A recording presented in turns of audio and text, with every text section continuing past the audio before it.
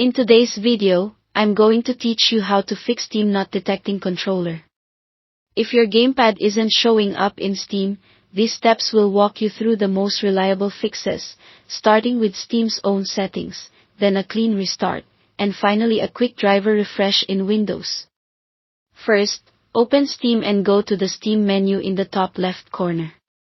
Choose Settings, then head to the Controller tab. Here, enable support for your specific controller type.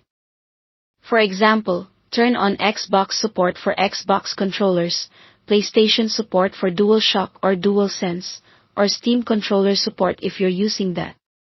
This tells Steam exactly how to talk to your device and ensures it's using the right input system. After enabling the correct option, give Steam a moment to register the change.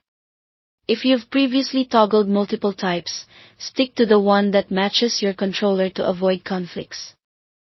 This simple change is often all it takes for Steam to recognize and communicate with your controller properly.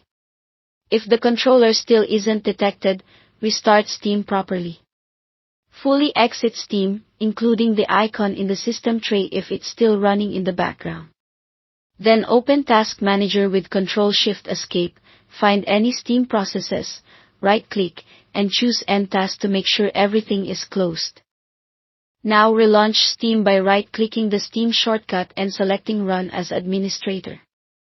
Running Steam with elevated permissions can resolve permission-related issues that block device access, especially if a background service or another app previously held onto the controller. If you're still not seeing the controller, update or reinstall its drivers.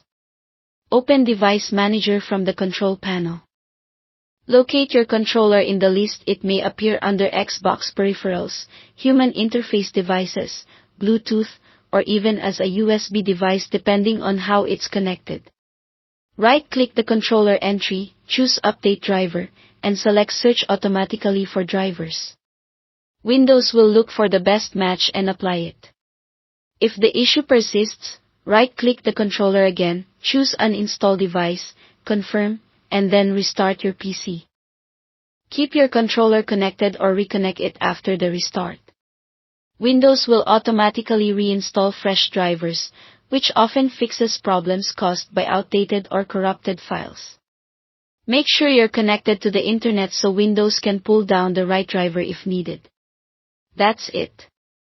Test your controller in Steam again and you should be good to go. Thanks for watching, and don't forget to subscribe to this channel for more videos like these.